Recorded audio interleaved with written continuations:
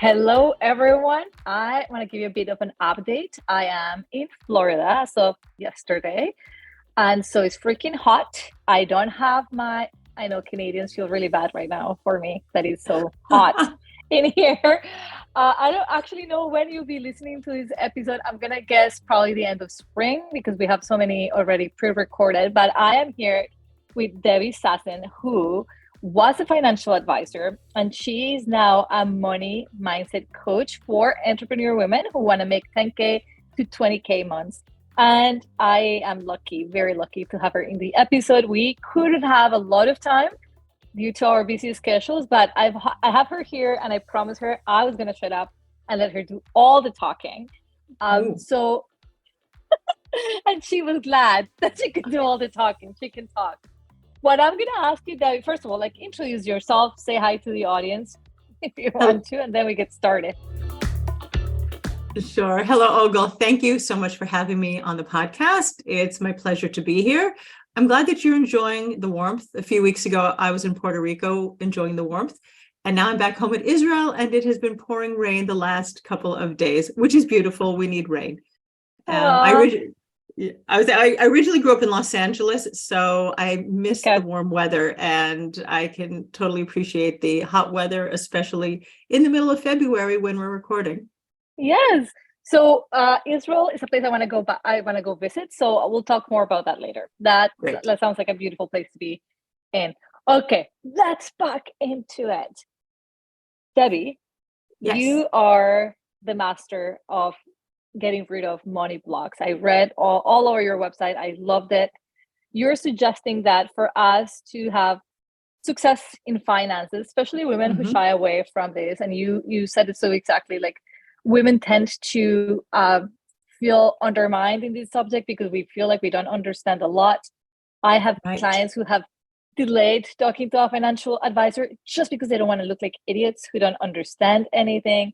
I personally would shy away from anything that had numbers because I was under the impression that I was bad with math. And so anything that involved numbers, I'm like, no, I'll pass. And those are mental blocks. So I would love for you to maybe walk us through the most common mental blocks we might have in relation to money that are harming our ability to just harvest financial success. And maybe the last 15 minutes of the podcast, we can focus on perhaps 3 to 4 strategies that you normally use with your clients to get past those blockages that we can share with the audience. Does that sound good? It sounds like we're going to have to speak really quickly. Yes. Go.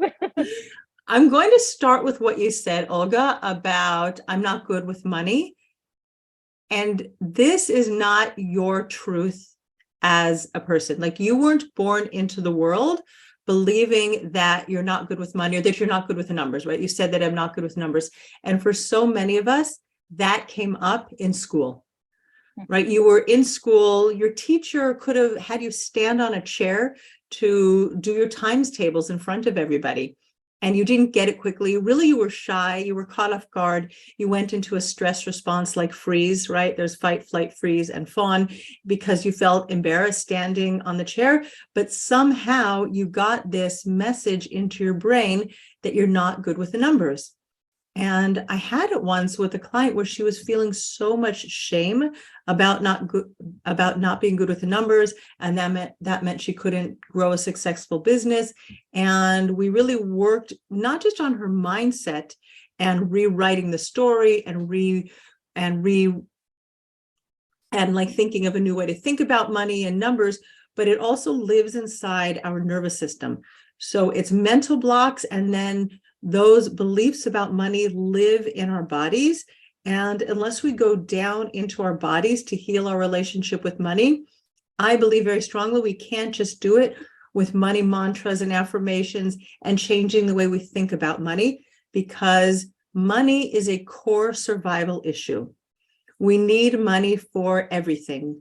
We need it for our food, our housing, our clothing. If we want to pay for electricity, have running water, you could just set up a tent and live by a river and go figure out how to catch fish if that's what you wanted to do. And there are people who live off the grid, but most of us, and definitely anybody who's listening to this podcast, is involved in the modern world and needs money. Now, we could talk about the difference between how much you need and how much you want. That's a different topic, but we feel it in our body. And when there's a sense that we're not going to have enough money, our body really does go into fight, flight, and freeze. And our primitive brain takes over. And I like to say very like straight, if we're worried that we're not going to have money, we feel like we're not going to eat and we're going to die. And it's very, very strong, this primal response that we have to money or the lack thereof. And even people with a lot of money, right, they can also feel very much in a scarcity mindset if something happens to their money, or sometimes they have a disordered way of dealing with money. You can have like millions of dollars in the bank, and then all of a sudden you take a taxi and you feel like you were overcharged by the taxi driver, or the taxi driver went a long way around and didn't get there. It was like $10 or $15. And we can get triggered because there's something living inside of our nervous system that is just gone crazy because of what's happening with our money. Oh my God. I had a client who has a lot of money, and she would never buy anything that is regular price. Right. It has to be on sale, right? Otherwise, she feels like she's been ripped off. Yes. A part of me thinks that's why she has a lot of money. And then another part of me is like, but if you didn't like the color of the ones that were in sale, you're only buying them because then it's like this sensation that it's nobody's ripping her off. That's exactly it. Like in her mind, this is what the cost should be at if they go and sell. So why pay anything else? So, okay. So I'm not good with numbers, therefore I'm not good with money is definitely a mental block I'm sure you've heard a few times. Two other ones that are very common for our audience to maybe say like, yeah, that's me too. For women in particular, one of the money blocks or money messages that I run into a lot is that they're on some deep level, we believe that somebody needs to take care of us. For so many of us, that's the way we were raised. I mean, I'm in my late 50s, so I'm for sure a different generation where I didn't have any role models of women going out into the workforce and making lots of money. My mom was a nurse, and when she was pregnant with my older brother, she was really nauseous, couldn't take the smells, and she just stopped working. So she was a stay-at-home mom.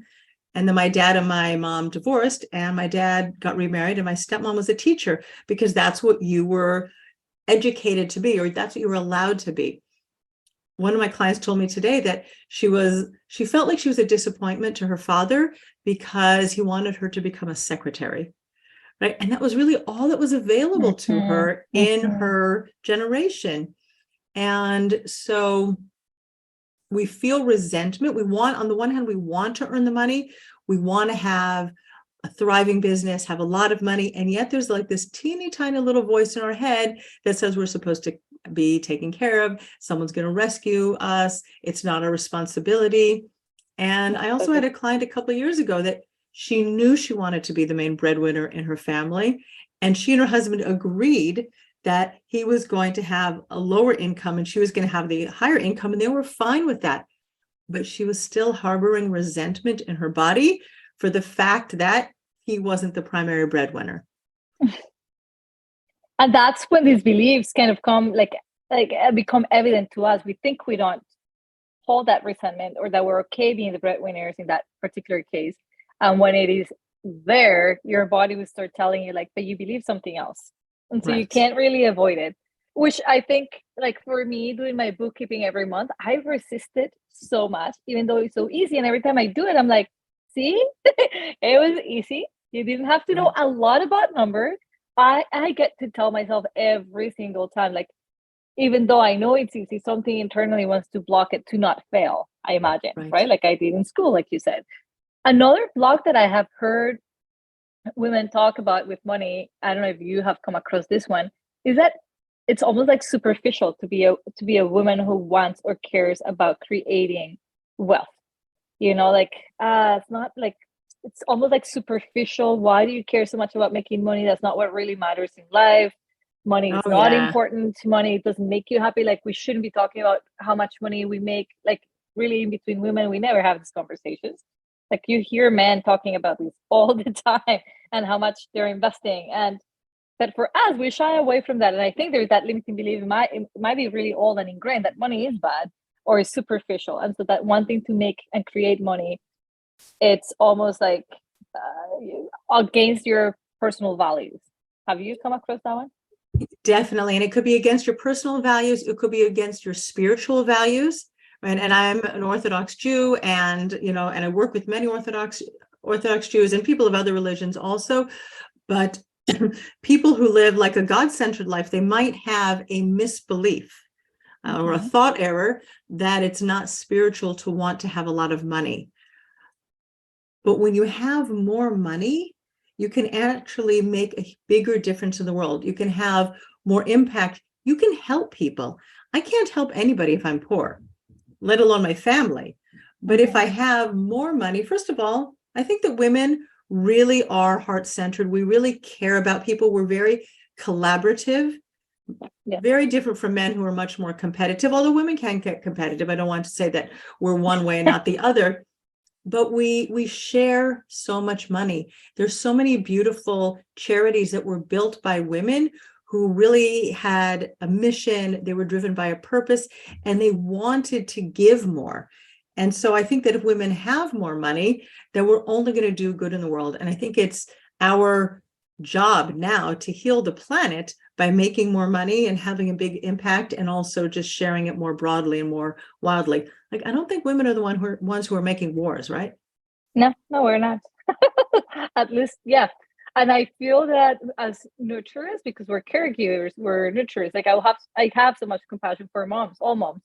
And I had it even before I was a mom. I could read because I had a mom myself, right? Like we can think like, oh, and moms think differently, and moms will like have more work-life balance because they want to spend time at home. So yes, I agree with you. The more we women get well resourced, the better we can resource the things that matter to us most, that would impact the world in such a beautiful, caring, nurturing way. I agree. So let's move on to, how do we get rid of these beliefs? How do we recognize them? What are some of the steps that you would follow with clients? Like, I don't know who listens to this episode, to this podcast. I don't know if they're business owners or not. Judging by the amount of people that are listening, I would say there is a fair mix, probably. There's definitely going to be business owners. But regardless of owning a business or not, these money blocks are everywhere and are real to all of us. So how do we change that narrative? How do we begin to think and feel differently about money? So the first thing that you can do is really just write your money story. What did you learn from your father? What did you learn from your mother? What did you observe growing up? And get to know what your younger self experienced. Because when you were born and up till about the age of 7, you were more or less a blank slate. I mean, we could talk about generational trauma and how that's passed from one generation to another and how you can inherit that, but that's not for today. When you really look at what your younger self experienced, and she was a blank slate, and she just took it all in as truth. And now the thoughts and the beliefs that you inherited from your parents or from your teachers, from your friends, from any religious organizations or where you got education, those are all beliefs that are unquestioned living inside of you. So you just want to write it down and get to know it.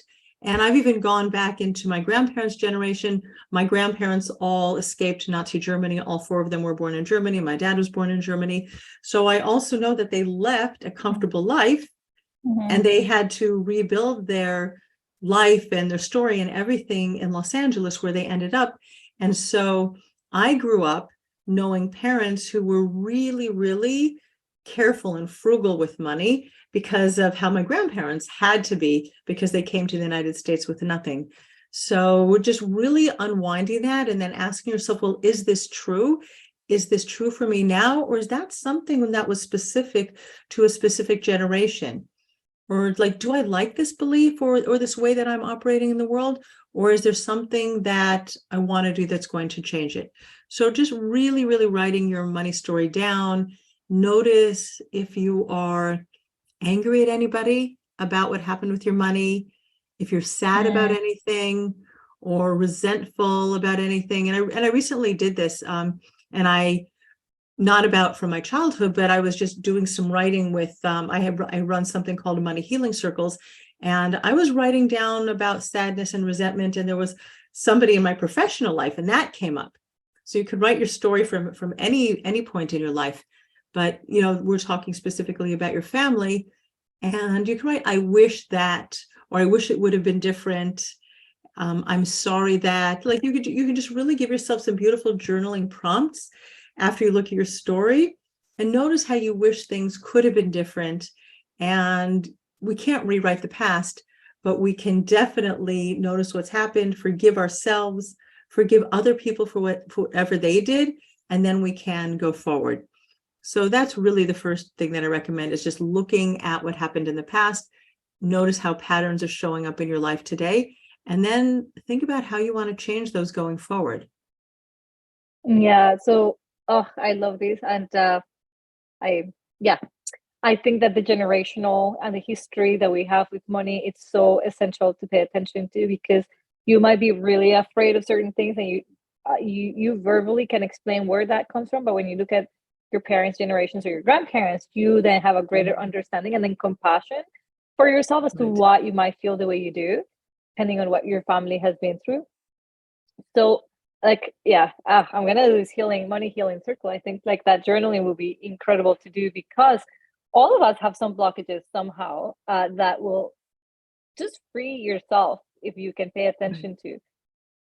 And what I love is that you're asking them people to use their inner boss, their decision maker, right? Like, moving forward, how do I want to think? How do I want to feel about this, right? Having had the compassion and the understanding, then they get to decide. And is that, I'm guessing, how the new beliefs are formed, and they're formed intentionally as opposed to unconsciously. Well, there's a couple of parts to it, because if you have energy coursing through your body that's in your nervous system, or blocks in your nervous system, we can think new thoughts, but it's going to come up, it's going to like really beat up against what your body is telling you. Mm-hmm. So, and our body is holding a lot of wisdom, and there's a reason for it. Again, I was like, when I was doing this journaling recently, I was noticing some things that I was like disappointed in about me. And then I realized that it came from inherited traumas. And I was able to realize how it was, that what came to me. And it was just something that I was repatterning for safety. And all of a sudden it was just like, wow, now I understand why I've been doing a certain thing. It's because of something that happened in the past. And like, now that I understand that that's not my story, I was reliving somebody else's story, which is not my generation. It's not anything that happened to me. And I was like, oh, now I can let it go. And then there are various mind-body techniques that I use. One of them is EFT tapping, which we can use to clear our nervous system. And sometimes just like dropping in, sometimes I do guided visualizations with my clients, and or personifications with energy that's stuck in our nervous system, and try and tap into the wisdom that our body wants to share with us. Because if there's a stuck place, it always has a message. And I have to say, it's hard to do without a coach or a therapist or a practitioner, someone who can guide you through that, because it's not comfortable usually, and we will protect ourselves from feeling discomfort. So some people can do it, but I think it's a skill that you work on developing, like a muscle that you work on building over time. If you want to do your own healing, most of us need help and support if we want to be taken on a healing journey.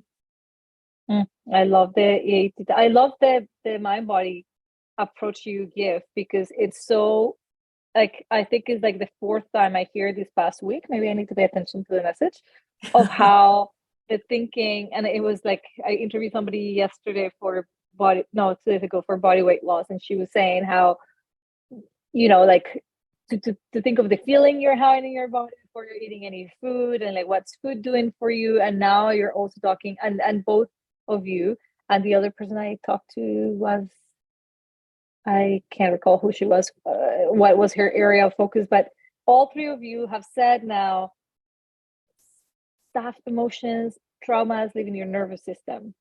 And as much as we do the mindset work, you get the best financial advisor, if you don't go home to that nervous system and relax the nervous system, tap into your nervous system to really rearrange and move that energy, because we're energetic beings, no matter where you come from, what you believe in, there's energy flowing through our body to deblock that. So the writing does some, the awareness definitely does, and then connecting that to your nervous system. So tapping, do you want to explain a little bit of tapping? I know we're running out of time, and is that the best use of our time, to use tapping, or like send people off to you so that they're guided properly? I mean, I'll just say you can go and you can look up, Google EFT tapping. We have energy meridians that run through our body. Your right side and your left side are symmetrical. And if you've ever done acupuncture and you've had like needles inserted into your body in various places, the tapping is exactly on the acupressure points, the same places where the needles would be inserted with acupuncture. And we just like tap on the acupuncture, these acupressure points, right? These are the end points of your energy meridians. And for those of you who can see the video, you'll be able to see me tapping. For those of you who are listening, you can't. But that helps to release the energy that's blocked inside your nervous system. So that's one way. And again, it's such a well supported, like scientifically supported modality for helping people to heal their nervous systems and reduce the level of cortisol, which is a stress hormone that's released in our body. And it's a beautiful tool for anybody who has anything. Could be weight, it could be fears of spiders. Yeah, that's all. Just like tapping. We usually say words along with it, depending on, like what's going on. Like, I'm no good with numbers, and like really like seeing what's coming up and what stories. There's always history. There are always things going on inside of us that we didn't know were buried there. Yeah. Oh, I love this. Maybe, Debbie, I'm going to invite you to speak to my coaching groups. I think that'll be great, and have you run one of these healing circles for my clients. That'll be amazing. But for everybody else, if they want to get a hold of you, head over to the show notes. We'll have all of Debbie's link in there. You do work with entrepreneur women. Is that like the main? Yes, I do. Yeah. And they, like, you can figure it out, time zones and whatnot, but ideally people who are looking at making 10K to 20K months. Yeah, I mean, I have some people who are just starting their businesses, and then people who are growing their businesses. One of my clients just had her first $100,000 month in December, which is fantastic. Woo-hoo! Yeah. And we're doing more systems and processes and strategies. We did a lot of it, because even when you're growing, your body's going to resist it. But there are other things that every stage of the entrepreneurial journey needs. Oh my God, as a business owner, I definitely feel that if my brain is ready, then my body will be like, what is safe to do for everyone? I always feel like I have to give everything for free to everyone. That's like my default. Not a good story. Thinking. Not a good story. Not a good story. And you know what? I'm sure that would please my mom very much so, if I was just like doing all my work for free. So I'm starting to see the connections. That's so interesting. Debbie, thank you so much for your time. Is there any last words of wisdom that you want to add before we let you go? It sounds a little bit pithy, but I'm going to say that, and I actually have this on my WhatsApp status, that managing your money is not rocket science. Like, really, money can be simple. Money can be fun. Nothing bad happens when women make more money. And we can really do so much good in the world when we make more money and have it and invest it and build wealth for the long term. Invest it. Yes. I love that message. I think this message needs to be said multiple times. If you guys listening to this think it's been powerful and you want somebody else to listen to the episode, share it, please. We ultimately need more women making more money so that, like you said, we can do good things. I don't know why we have this association that making money makes us just more greedy. It could if you choose to, but you could also utilize this money to, like I said before, do all the things that make your heart smile big time. Amen. Like coming to Florida in the middle of a winter. My heart is smiling. And you know who else? My brother is smiling that I'm here visiting. So I made a few Beautiful. people smile. Money made a few people smile to invest. And I see it as an investment, right? Anything that makes you and your family feel happier is definitely an investment. Debbie, thank you so much. So much. Thank you. And let's arrange you and I so that you can come talk to my people. I look forward to it. Thank you.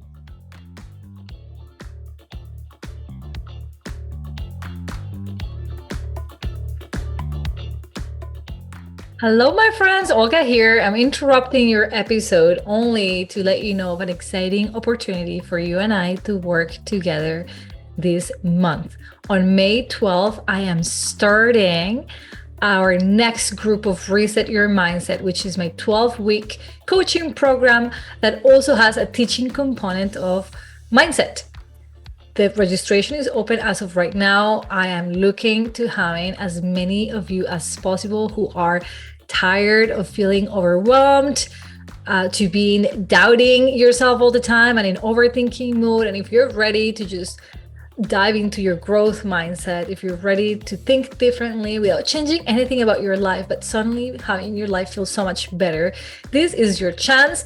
It starts May 12th and we end the end of July. These are the best 12 weeks that you can invest in your mind and in your well-being. Your money is guaranteed. So if at the end of the 12 weeks you did not or did not see any progress with your confidence, your overthinking didn't slow down, I'm going to give you your money back. So you have zero risk involved. Summer and spring are the best time to do some mindset work. So I'm not sure what's holding you back, but come join me. You can go to the show notes, you can sign up directly, but if you want to talk to me first, you can also book a complimentary call where you and I can just chat about your mindset goals, what's going on for you, and whether or not Reset Your Mindset is a good opportunity. Talk to you guys soon, and I really look forward to seeing you in there.